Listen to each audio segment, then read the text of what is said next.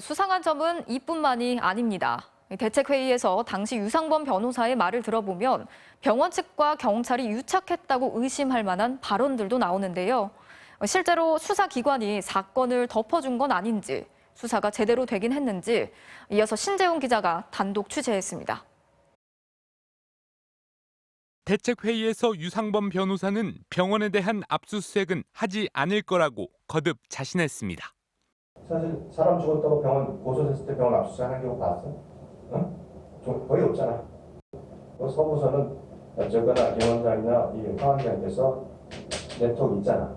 그죠? 실제 경찰은 사망 사건 발생 7개월 뒤 MBC 보도가 나가기 전까지 병원 압수수색을 하지 않았습니다. 첫 압수수색은 보도 나흘 뒤. 경찰은 시기에도 절차에도 전혀 문제가 없었다는 입장이지만 당시 현장에 있던 병원 관계자는 형식적으로 보였다고 말했습니다. 가장 중요한 의료 기록, 전산 기록을 너네가 직접 데이터베이스 떠가지고 갖고 와라.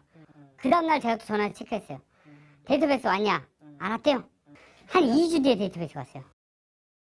유상범 변호사가 언급했던 경찰과의 네트워크도 가동된 흔적이 발견됐습니다. 마디편안병원의 관리의사로 채용된 전직 경찰 간부 김모 씨는 수사 동향을 병원 측에 보고했던 것으로 보입니다. 김 이사님이 오늘 일산 서부경찰서 장이랑 점심 약속을 해서 점심을 먹고 애기 듣고 와서 브리핑을 그냥 하겠다라고 얘기를 했단 말이야. 김 이사는 MBC 취재진에게 자신이 마디편안병원에서 일하는 건 맞다면서도 수사 상황을 알아낼 순 없다고 해명했습니다.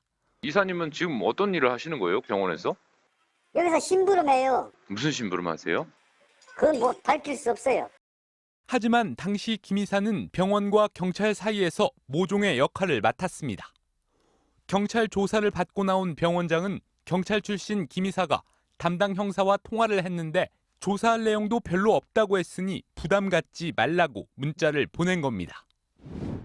진술과 증거에도 대리수술은 알아볼 생각도 하지 않았던 경찰 수사.